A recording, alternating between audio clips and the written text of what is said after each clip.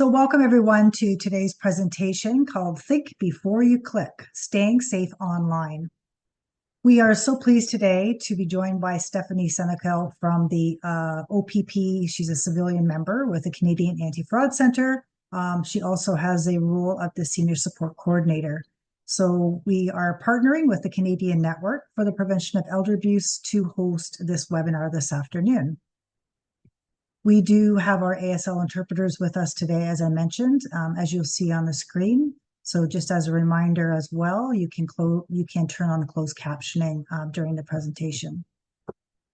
We are hosting this presentation today in regards to Cybersecurity Awareness Month. So I am sure that Stephanie will bring lots of information and awareness to this issue, and we are hosting not only this presentation, but also another one in November, which we'll post in our chat box as we go through the presentation for you to register also on cybersecurity. We can never know enough. They're always ahead of the game in terms of knowing what frauds and scams are out there. So we're pleased that you're able to join us today and learn some prevention tips. Before we really get started, I do want to provide our land acknowledgement. We acknowledge that we gather on the traditional territory of a number of First Nations and acknowledge their stewardship of this land throughout the ages. We seek a new relationship with the original peoples of this land, one that is based on honor and deep respect.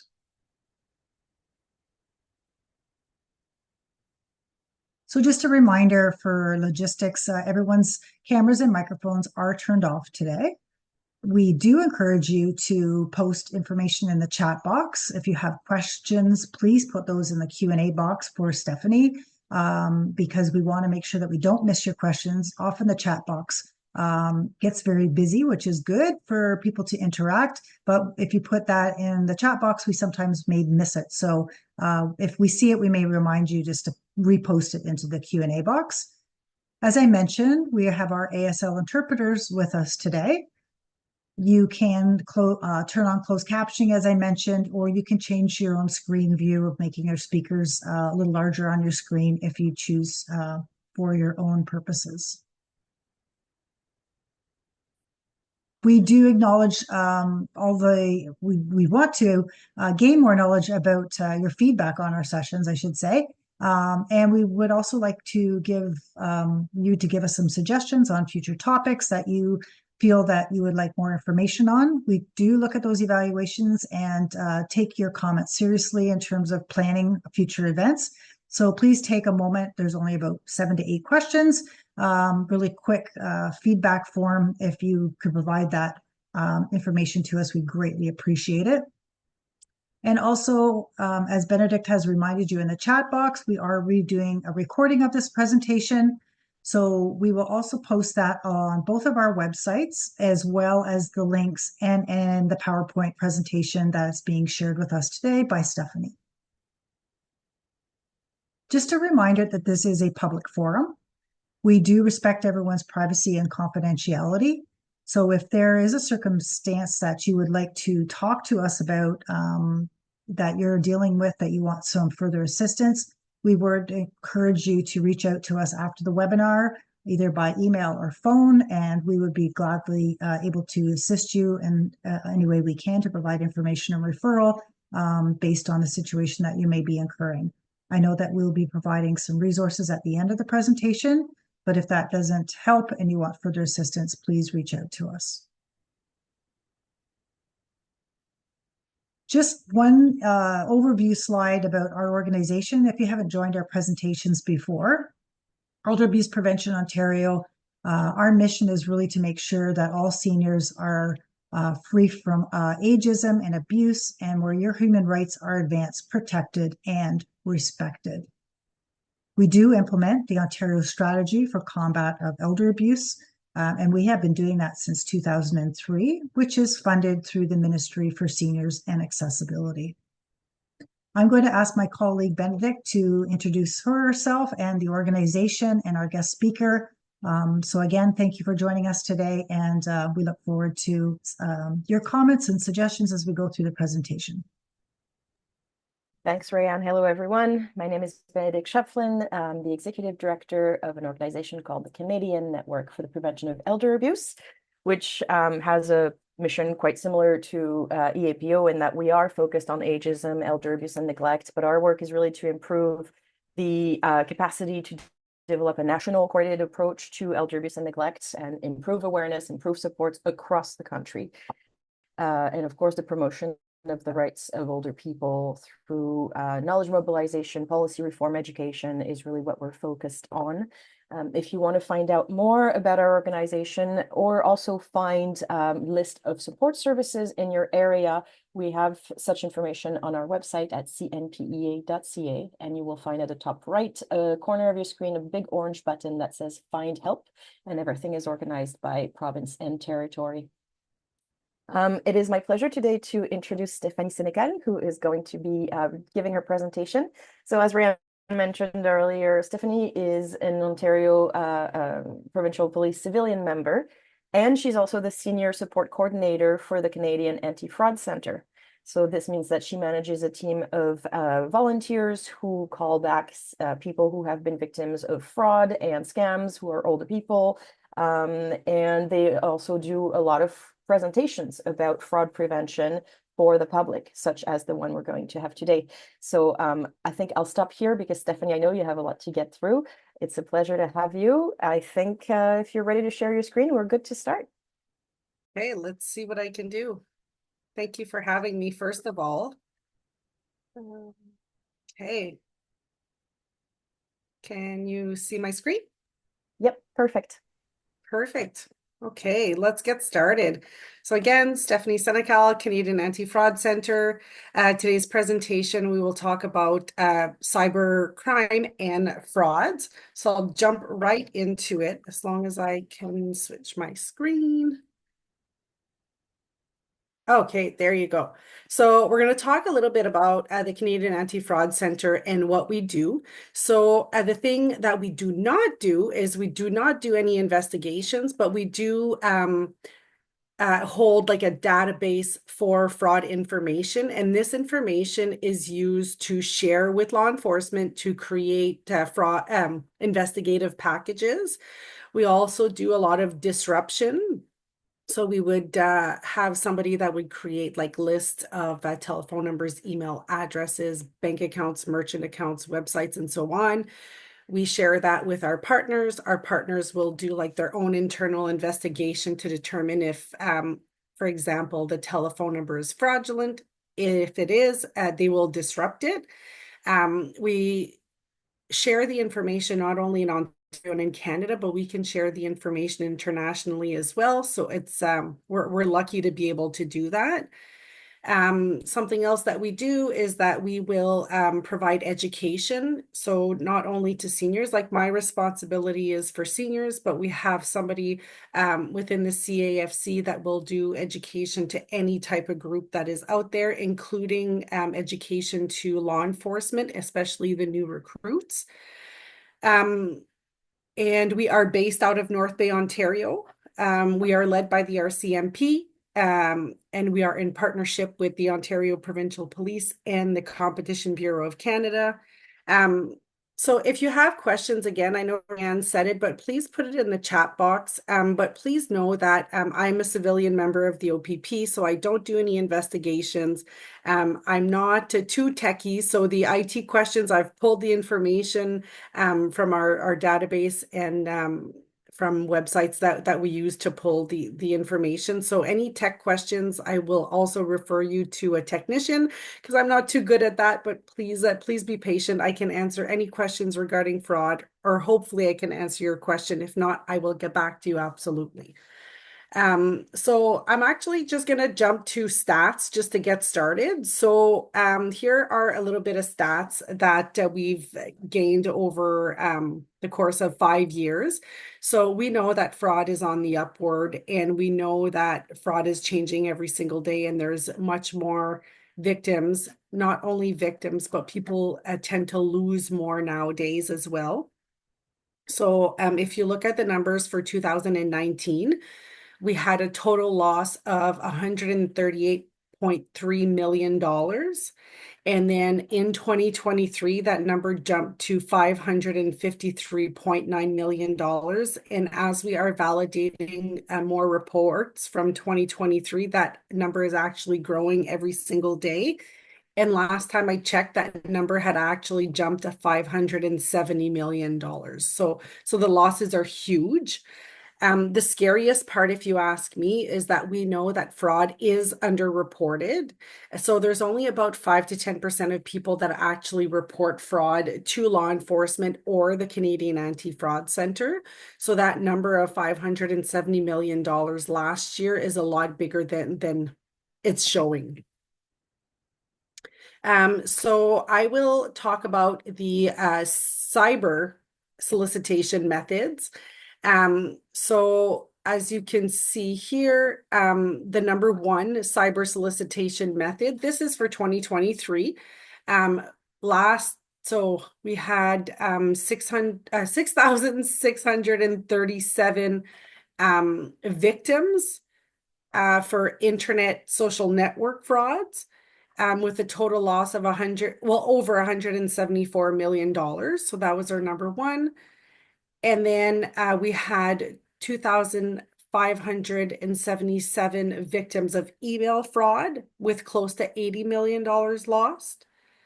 The internet in general, we had 5,511 victims, and then a total loss of $155 million, so close to $166 million. And then we had 1,808 text message victims with a total loss of close to $25 million. And not available as we're not exactly sure how it originated. So we had over 3,000 victims here with a total loss of close to $9 million. So the first row is actually the amount of reports we've received. The second row is the amount of victims, and then the third row is the amount lost.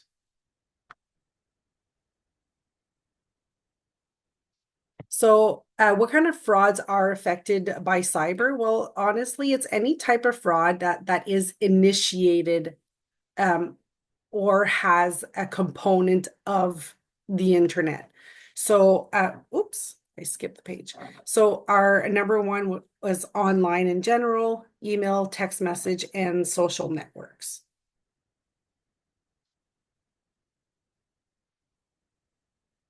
So fraud initiated online. So there's various tools of the fraudsters here. So the not the number one, but there's 6 tools that the fraudsters use. And the first one I want to talk about is search engine optimization. So search engine, that is like when you go on the internet and you use a search engine like Google, for example. In the optimization part of this is when fraudsters are actually paying for their websites to show up in the top results. So, if you're looking, for example, for like, I don't know, what are we looking for? A sleeping bag today. We want to buy a sleeping bag. So we put Coleman's sleeping bag. Whole bunch of websites pop up. The actual website is usually like the third or fourth one down. So just be very cautious of the websites that show up on the top because fraudsters pay for that. The second tool I want to talk about is pop-ups. So there's 2 different types of pop-ups that I want to talk about today. So the first pop-up would be a tech support pop-up. So that would be when you open your computer, there's a little box that shows up usually in the bottom right-hand corner, but it could be affecting your complete screen. And it's saying that there's a virus or malware within your computer and you need to call this number to remove the virus. So usually what happens is people are calling these numbers. Technicians are picking up the phone. They are ready to help you remove the virus. They know exactly how to remove it because they're the ones who actually put it in your computer. Along with that, there's a small fee. So people will pay $29.99, for example, to have that virus removed. But what is happening at this point is you are providing your credit card number to the fraudster. Second, it's important to understand that all fraudsters are very, very, very nice. So they will help you remove that virus by taking over your computer. So they will remote access into your computer to remove the virus. That is the second mistake that you've done, because these fraudsters, while they're removing the virus, they're also stealing all of your personal information. And please know that if you think there is no personal information in your computer, they will find personal information that they can steal and use to their advantage. So never let anybody remote access into your computer. And then the other thing that I want to talk about for pop-ups is that, well, the tech support pop-up is if you think that it might be a legitimate pop-up, like from the antivirus software that you have within your computer, never call that number under any circumstances. Call the number that you are familiar with. So find an email or correspondence that you've received in the past to communicate with them. The other pop-up that I want to talk about is on when you go on the internet, whether it's on your tablet, your cell phone, or your laptop, your computer, let's just say you go to the Weather Network. It happens to me every single time I go on the Weather Network. There's a pop-up that shows up on top of the website. You click the little X to remove it. You go on Facebook, there's a pop-up. You go anywhere, there's a pop-up. I know that some of these pop-ups are not fraudulent, but some of them are, and it's honestly almost impossible to know if they are. So my suggestion would be to just X out of those pop-ups. And anytime you get a pop-up and you can't X out, and if you're panicking for whatever reason, just turn off your computer. Press that power button until the computer shuts off. If you're still panicking, unplug your internet. If there's no power and there's no internet, the fraudsters cannot be in your computer, okay? So these pop-ups that show up when you're on a website, again, we don't click on them for two reasons. One is that they could contain malware or viruses that will infect your computer. But second is that they could lead you to a fraudulent website that'll convince you of something. Even if it's a spaghetti sauce recipe and you've been dying to do that specific spaghetti sauce recipe, just X out and use your search engine to find the recipe you're looking for, okay? Then online classifieds would be any buy and sell website. So it could be like Facebook Marketplace, Kijiji, Auto Trader, doesn't matter. It's important to know that fraudsters are on both ends here. They could be the buyer and they could be the seller. So let's just say they are the seller of an item. Usually the price is too good to be true. It could be, you know, an animal for sale. It could be a rental. It could be for a job. It could be for an item for sale. So we'll use the item, for example. You know, people will communicate with these people, with the fraudster, and they'll want to buy the product. And most of the time, the fraudster, the seller, will be asking for a deposit because there's a lot of people interested. People give deposits and then they can't communicate with that person. They've disappeared off the face of the earth. But when they are the buyer, so rule of thumb for me that I've learned in the past few years with being at the CAFC is there always seems to be a third person involved.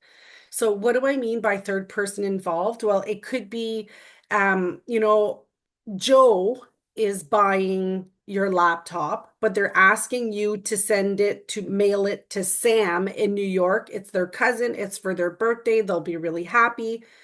It could be that you're selling it to Joe, but you get an e-transfer or a check from Sam. It could also be an overpayment, which is a huge red flag. If you get an overpayment, please don't deposit those funds. You could be participating in money laundering without even knowing.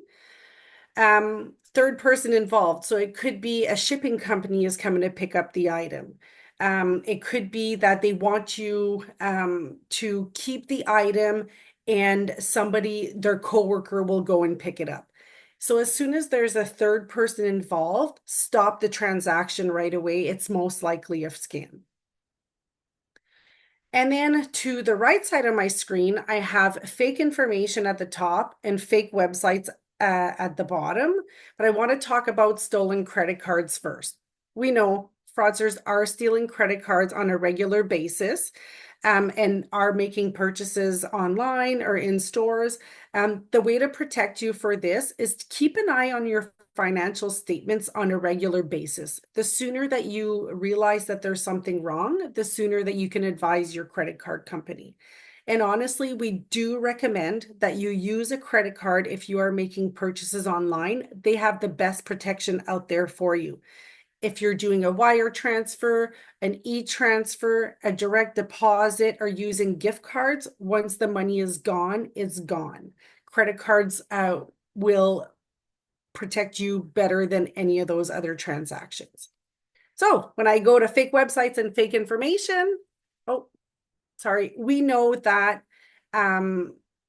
fraudsters are creating fake websites using fake information, but also legitimate information stolen from legitimate websites. So it could have the logo, it could have the same paragraphs, it could have phone numbers, it could have email addresses. It's just really important to be vigilant. And if it sounds too good to be true, if there's spelling or formatting errors, there could be so many things, but it's very hard to spot fraudulent websites nowadays, especially with the artificial intelligence. Okay, let's skip this page and we'll move on to how to spot a fraudulent website. So at the beginning of the website, there should be a little lock. If that little lock is not there, do not go on the website. But if you see anything red on top of that little lock, again, do not go on that website. It's most likely fraudulent. But it doesn't mean that if that little lock is there, that it is a legitimate website. But our recommendation is if the lock is not there, do not go on the website. Same for the next one. So websites usually start with HTTPS. If you do not see that S when it's only HTTP, do not go on that website. That little S kind of means secure. So if you don't see it, don't go on it. But again, it's important to know that if you do see the S, it doesn't necessarily mean that it's a legitimate website. Make sure that the domain name is spelled correctly. Sometimes fraudsters, they'll use like a little spelling error in the name of the domain. So if you look quickly, you won't see it, but if you look closely, you will. As my example here, sometimes they'll use an R and an N instead of an M, or, Amazon versus Amazon. So you just have to be a little bit more vigilant when looking at those domain names. And honestly, like if you're looking to buy Nike shoes, go on Nike.ca or Nike.com. Don't go on fancyshoes.com, right? Go on the legitimate websites. They're easier to spot if they're fraudulent. Okay, so now we have fraud initiated by email or text message. So I want to talk about spoofing. So I'm not sure if you're familiar with telephone spoof, but that is when fraudsters will make you see what they want you to see on your call display. So it could be the name of an organization, it could be a number that resembles yours or one within your community. So spoofing is hiding the telephone number that they're actually calling from. So never trust what you see on your call display. So same thing with emails. So actually here, oh no, sorry, my bad. I'll go back. So spoofing is the same. So is like when you're looking at an email address, but it's actually not the one that the email came from. So actually, yes, I will switch my slide and I'll show you a little bit. So I actually pulled this from my personal email just yesterday morning, actually. So as you can see in the first picture that I have here, it says you have won a Tim Hortons coffee bundle, but Hortons is spelled wrong. Okay. So obviously those emails, we just delete them. But that's why you have to look closely at the name of the organization or the name of the domain. Then you can see that the email address is norplay@catimhortons.com. So again, we know that Tim Hortons is spelled incorrectly, so we know absolutely that this is a scam. But the way that you can figure out the real email address, because these fraudsters are spoofing the email address, is that if you take your mouse and you hover over Tim Hortons confirmation, it'll show you what the actual email address is. And fraudsters, what they do is that they use free domains to create their websites most of the time. So they'll use Gmail, Hotmail, Yahoo. So anytime you see the name of an organization and you see like a free domain, just delete it. You know for sure that it's a fraud. So then automation would be like when you receive an email, but not only you, there'll be like thousands of people that'll receive the same email at the same time. So that is when fraudsters use like a computer program that will send thousands and thousands of emails at the same time. They might not necessarily know that where it's going, but you're receiving it. So anytime you get something that you're not expecting, just delete it. Chances are really good it's a scam.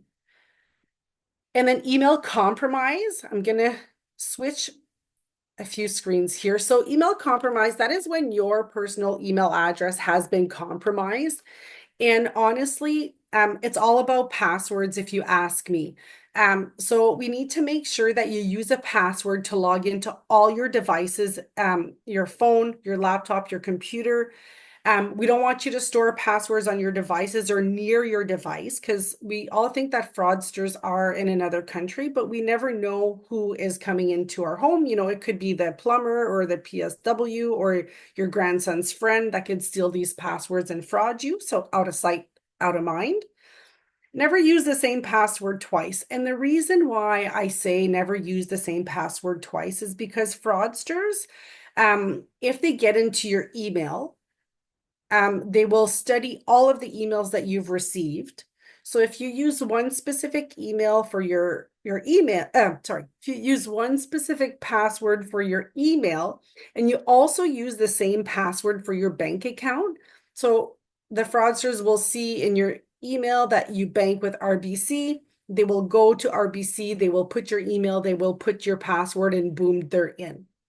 So we don't want you to use the same password twice, especially for like your bank accounts, for your email, for any type of account that you would store personal information in. And then if whatever account you are creating, if they offer the multiple factor authentication, so that could be a code that they're sending to your email or your cell phone number. It could be questions like, what street did you live on as a child? So anytime they have the double authentication factor, I know some people don't like it. It's a pain in the butt, but honestly, it's been put in place to protect you. We also recommend that you change your passwords twice a year. Never share your passwords with anybody, and use strong passwords. So what is a strong password? So you can create like a passphrase. So a combination of 4 or more random words with a minimum of 15 characters. So example, you know, if my daughter's name was Sam, for example, I can use S. So sunshine, A for apple, M for mother, with love at the end. So that is what they're calling a passphrase. Or you can create your password and make sure that it contains 12 characters, upper and lowercase letters, have a minimum of 1 number, and have a minimum of 1 special character. Now, fraud initiated on social networks. Again, there's so much fraud on social networks that if there's a little bit of doubt, don't do it, okay? Follow your gut instincts. So we know that fraudsters are creating fake accounts. using photos of legitimate people, even celebrities. They're compromising accounts as well. So if ever you realize that your account has been compromised or one of your friends' accounts has been compromised, it's important to share it on your page, because these fraudsters will target all of your contact lists. So the sooner that you advise your loved ones, your friends on social media, the sooner that they'll know and the less people will get caught. These compromised accounts and fake accounts that are created will target your friends by sending them messages, sharing posts, trying to sell them something, telling them they've won a prize, asking them for a favor. It could be anything. So if you get a message from your friends list and they're asking you a favor, they're asking you to click on the link, they're asking for money, they're asking for personal information, anything, if it's a little odd, ask them a personal question. We used to say have a password with your grandkids and your children, but any personal question will do. What's my favorite dessert? If they can't answer, these fraudsters will stop talking to you. Social media bots will put fake posts and will respond to posts as well and send messages to people. So again, this is a computer program sending all these messages and putting all these posts. Advertisement on social media, there is so much that honestly, like my mom used to tell me as a kid, don't believe everything you see on TV. Well, don't believe anything you see on social media. Could be advertisements like articles that will convince you of something that will lead you to a fraudulent website. It could be an item for sale. It could be a trial. It could be to do a survey. You can get a $500 gift card from Costco.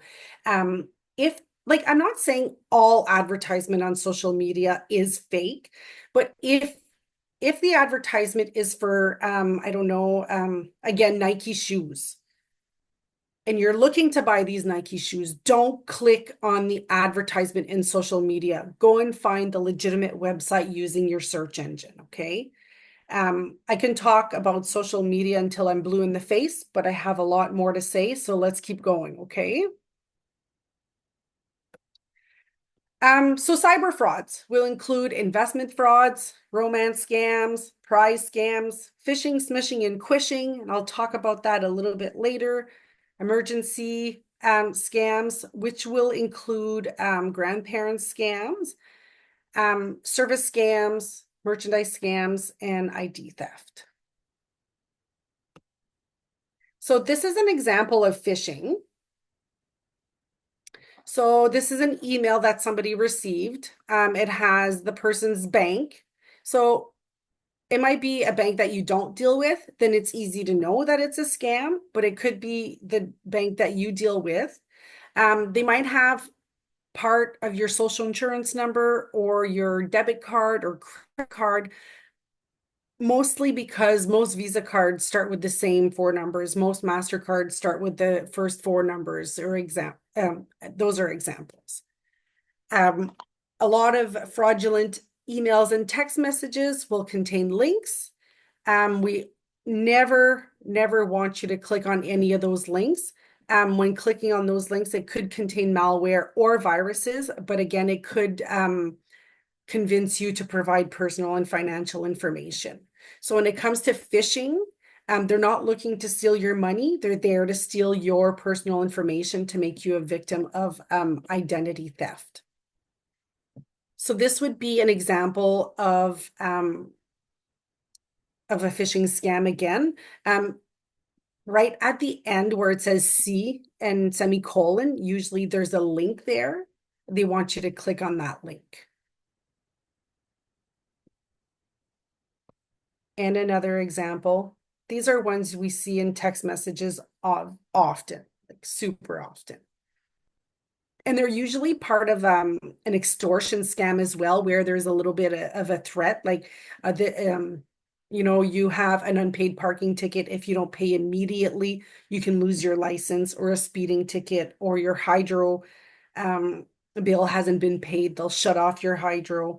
We see these types of phishing text messages from credit card companies, from shipping companies often.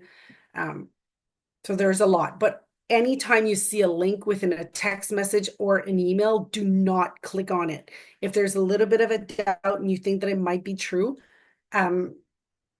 follow up with the organization directly with the number that you are familiar with. It's not always easy to find the legitimate number, but I never recommend you finding these numbers on the internet. And the reason why, because it's easy for us to find a real number on the internet, but it's always very easy for fraudsters to put fraudulent numbers on the internet. So go, call the number behind your Visa card, find a hydro bill, find the number on there.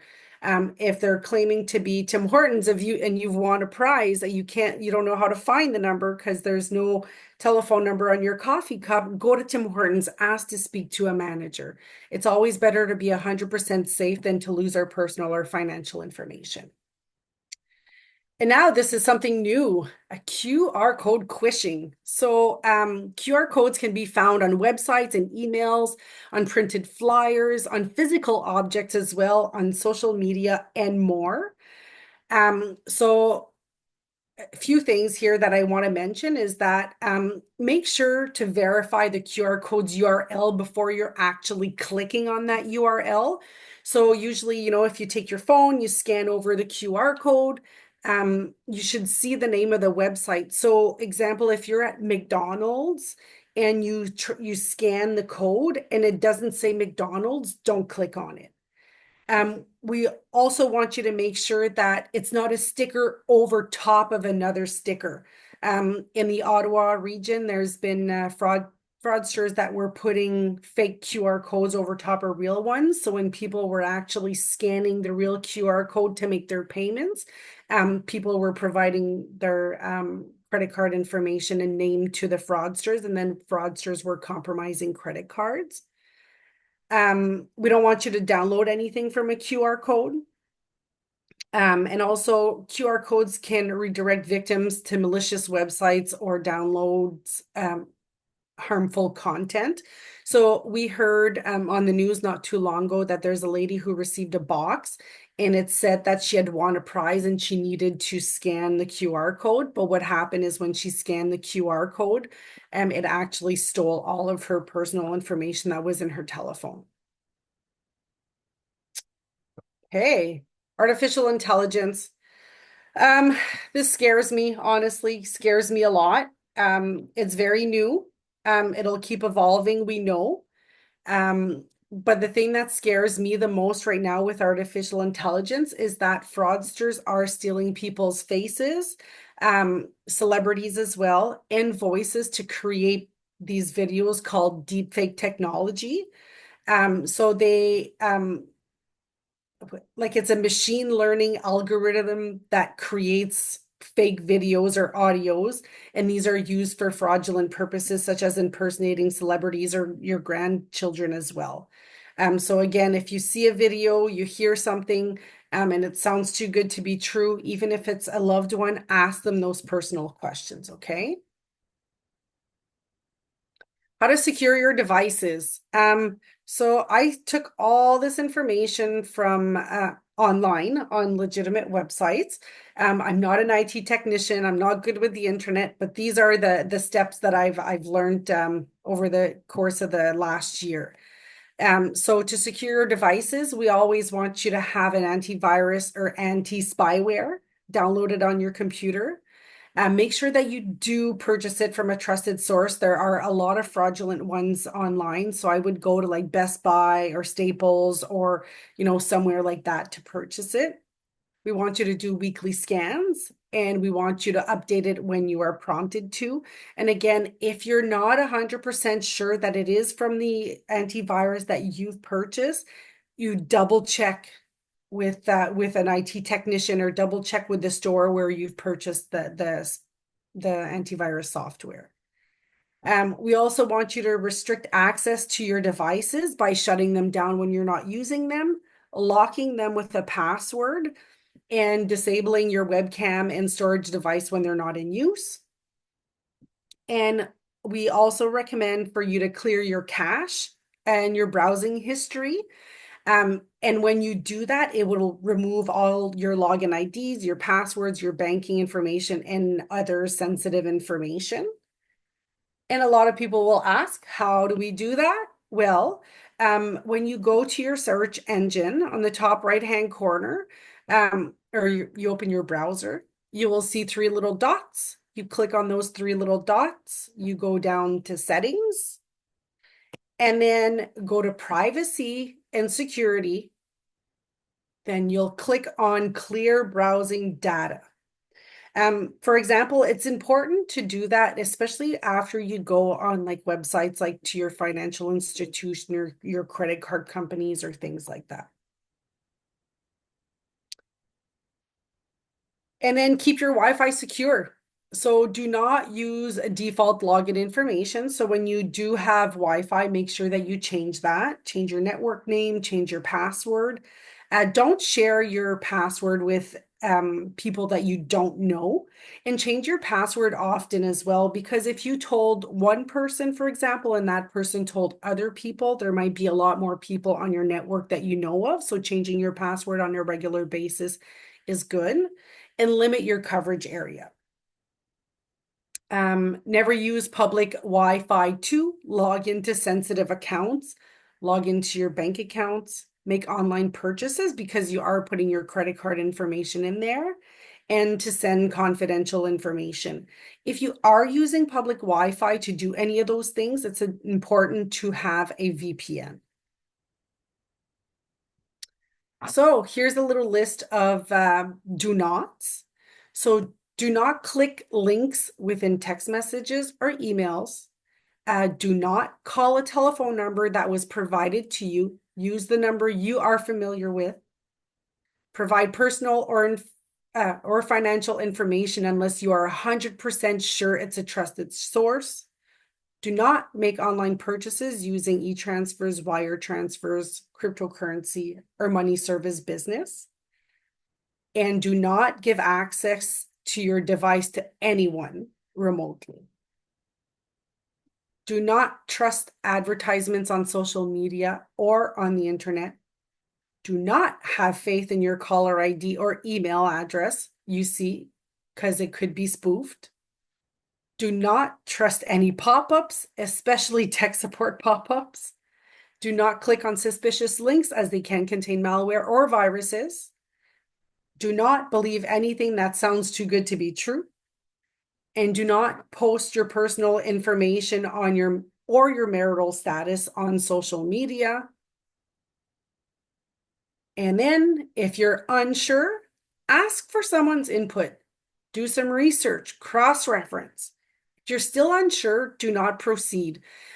There's one thing I like to say, like with any type of fraud, there's always a sense of urgency. You need to act urgently, something bad could happen. So after you get that initial contact, so it could be email, telephone, whatever, text message on social media, take 5 minutes to think about what's happening before you react. And after you've taken that 5 minutes, if you're still unsure, I always tell people to talk to two people, ask two people, have you heard of this? Does this sound like a fraud? Does this sound real? Talk to two people. And it doesn't have to be your loved ones. If you're embarrassed, you don't know, it could be anybody. It could be the taxi driver, could be the gentleman cutting the grass across the street, could be the cashier at the store where you're buying the gift cards. It could be anybody. So take 5 minutes to think about what's happening and talk to two people about it. And I also want you to educate yourself. Education is the key to prevention. You can come to all these presentations and I can talk about frauds, but you'll say, oh, well, you didn't talk about this one. You didn't talk about this. I can't. Fraud changes on a regular basis, and it's up to you to keep yourselves informed. So two websites that I do recommend is our website, antifraudcenter.ca. It is bilingual. You can search, by scams alphabetically, by medium. You can search scams that are affecting businesses. You can learn what to do if you have become a victim, or you did provide personal information. So this white screen is an example of what's on our website. And on the bottom right hand corner, there's other online resources. And my favorite in there is getcybersafe.gc.ca. A lot of the information that I talked about today will be found on either our website or on that website. And then if you've become a victim, these are the steps that we recommend you going through. So the first step would be to gather all the information that you have. The more organized that you, oops, that skipped. Okay, so the more organized that you are, the better it'll be for both of us. We want you to contact the 2 major credit bureaus to place alerts or advise them that your personal information's been compromised. We want you to report the incident to your local law enforcement and the Canadian Anti-Fraud Centre. If you haven't lost any money, just report it to the Canadian Anti-Fraud Centre, but it's important to report to law enforcement if you've lost money, because they are the ones that will investigate if they can or if they choose to. And then we want you to review your financial statements and notify them of any suspicious activity. Notify your financial institutions and credit card companies and change the passwords to your online account. And then if you suspect your mail has been redirected, contact Canada Post. And the last 2 steps is notify the Federal Identity Document Issuing Agency and the Provincial Identity Document Issuing Agency, so they can replace your IDs. The only ID that is irreplaceable is your social insurance number. So do not use that one unless you have to. You know, if you're applying for a job or doing your taxes for your bank, examples like that. But if somebody is calling you on the telephone to confirm your identity, do not provide your social insurance number. And then how to report fraud. So to the Canadian Anti-Fraud Centre, our toll-free number 1-888-495-8501. And then you can also report on our website, which is antifraudcenter.ca. And I want to mention as well, you know, you can report fraud on behalf of yourself. You can report fraud on behalf of somebody else, and you can even report fraud anonymously. So example would be if you know that your neighbor is part of a romance scam, you've been talking to her, she's giving you some information, she won't believe you. You can report to us for your neighbor, even if she doesn't want you to, and you can ask for somebody of the senior support unit to contact them, and we will try to convince them as well. So we have volunteers that do callbacks to senior victims. And then any questions? All right, so I've been monitoring the chat. There were lots of questions that were very techie based that I tried to spare you because I know you said that's not really your Yeah, you're right. ballpark. But you know, there were a couple of things that stuck out for me, and I think for a couple of people as well, because I think at one point you said, do not give remote access to anyone, which technically is a good advice. But what happens when you're talking to, say, a tech support person? Let's say your Apple tech support, and they're like, I need you to give me remote access so I can do this and that directly from my end onto your laptop. Like, So what's your again, advice for this? if you are 100% sure you are talking to Apple, then it's okay. But what happens is that there's so many fraudulent telephone numbers for Apple on the internet, or, you know, you get a call, they say your computer's been compromised, let me take over. And people are losing a lot of personal information that way. I'll tell you a little long short story. My neighbor across the street, he's a young senior. He has his telephone service provider dropped a bunch of channels. He wanted a channel back. He found a number on the internet. He called the telephone service provider. They added the channel, but my neighbor Luke didn't know how to do this. So they remote access into his computer. They logged into his account. They added the channel. He thought he was talking to the right person. They stole all their personal information, did e-transfers to China, wire transfers somewhere else. They applied for credit cards. They had their notice of assessment. So they had all their information. So he thought he was talking to a legitimate person, but he obviously wasn't, right? So that's why I say anyone, because you never know who you're talking to. Yeah. Yeah, no, it's fair. That's where it gets tricky, right? It's like we don't want to make technology as a whole scary to people. We do want people to feel empowered to use technology, but it's kind of finding that fine line and recognizing that you are talking to the right person or that you're talking Yeah. to a person at all. Yeah, There are a exactly. couple of questions, and let me know if that is maybe too techy. But I thought I'd ask this one. In terms of password managers, something like oh gosh, what is it called again? I forget now. LastPass, or something that offers to store all your passwords and help you either update them regularly, generate new ones, find them more easily. Good, bad, should we go for that? So I say good, because they will create really, really weird passwords for you. But the only thing that I would suggest is if you do have a password manager, make sure the password to your password manager is completely different and you store that password somewhere extremely safe.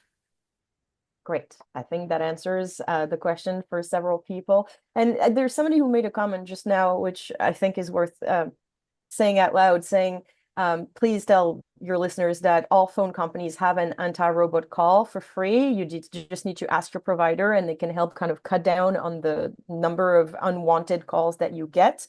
So there you go. If you did not know, now you do. Yeah, and That can some help. pretty much every single telephone service provider does offer that. Some of them have a fee associated to it and some of them don't. But honestly, like now with cell phones and home phones, you should get like maybe scam or unverified telephone number or something. So that's good. Telephone Mhm. providers are doing something. It's just for us to act upon what we're seeing, right?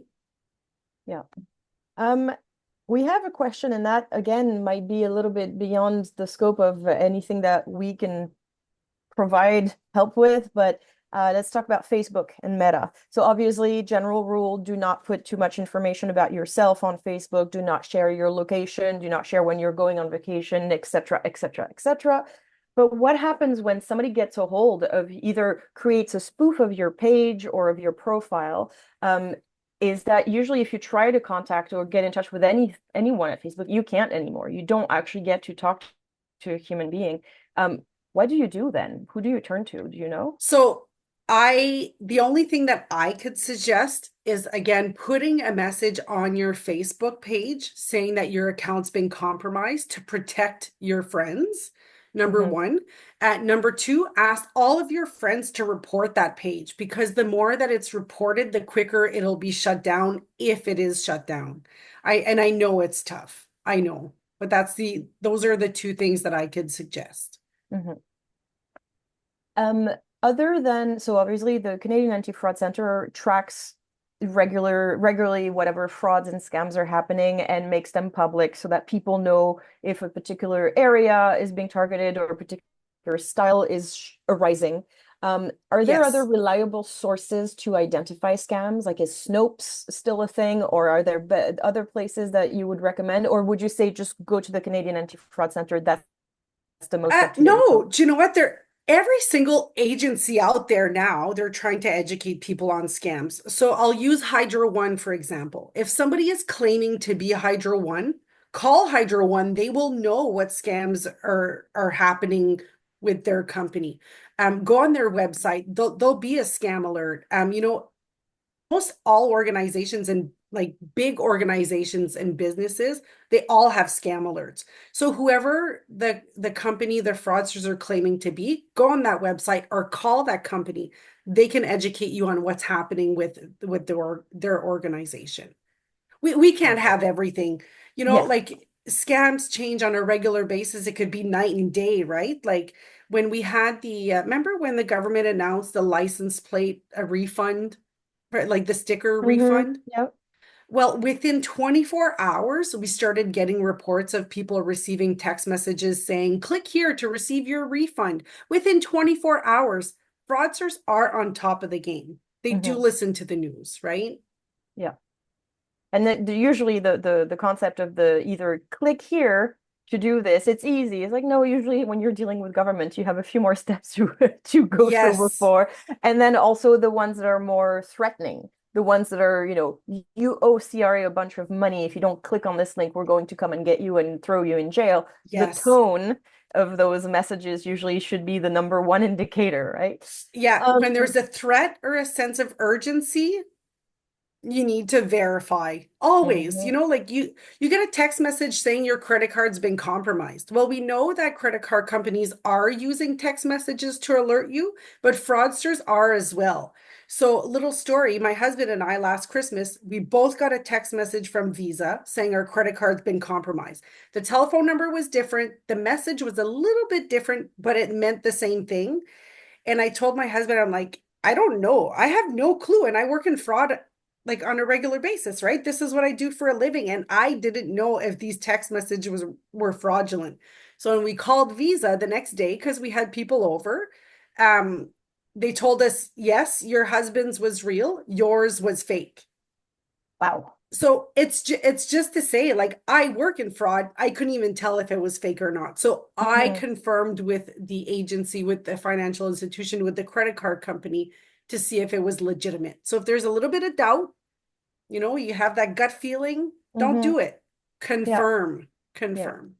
And I think that goes, I saw questions come through about, the bank, about the doctor's office, right? Because more and more often now you get sent your doctor's office will say your results are up on this platform. Just go log in and go get it, which leads you to wonder, is this right? Should I even, will this risk giving access to my private information to anyone else?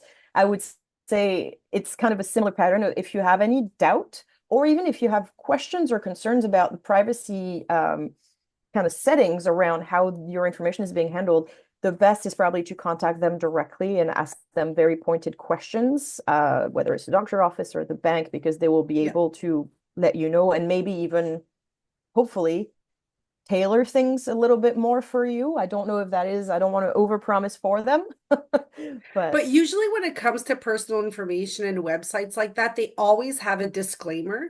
The problem is a lot of people don't read those disclaimers, right?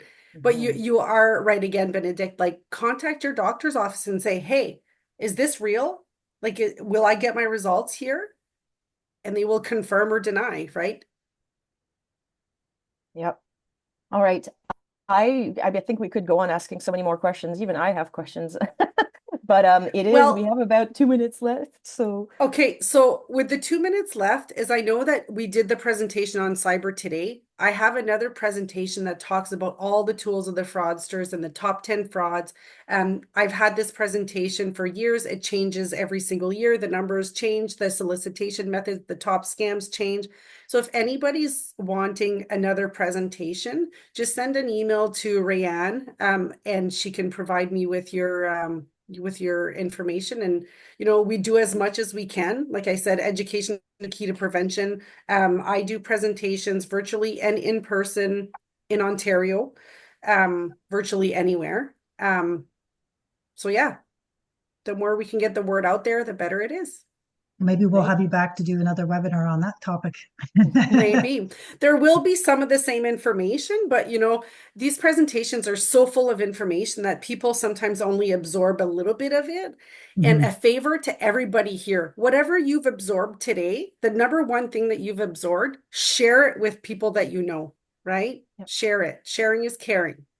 Yep. Yeah, for And a sure. reminder, I know I've said it before, but this has been recorded. We're going to share the recording on both our websites. You will be notified when they're up. The slides will be available as well. And yes, you can share them. So if you want to send that recording or send a copy of the slides to your friends, neighbors, family members, please do. And if you have questions, Rayanne has our contact information coming right up. Stephanie, if you could just stop sharing, I'm going to just close it with a couple slides. Sure. Thank you. So everybody's going to go to So I know that Stephanie had talked about some of the other, reporting to the Anti-Fraud Center. One thing that you can do is report your own credit report to see if anybody has, identity theft or anybody's taken advantage of you financially that way. So you can do it once free a year through Equifax and TransUnion. So the numbers are here for you to access that. I know that's even on the banking site that we use that they have it actually linked to the bank website now. So it's very accessible. These are other websites that you can find information on frauds and scams and cyber security issues as well. So the Competition Bureau, Consumer Services, the CRA, I think as Benedict mentioned, you get those phone calls. If you're needing some legal support, Pro Bono Ontario actually does help with support for any frauds and scams as well. So you can look them up and you can get 30 minutes of free legal advice. And then there's also the Advocacy Center for the Elderly in Ontario, who can help individuals recognize what their rights are if there's any fraud and scam, to see if that would meet their criteria in terms of assistance.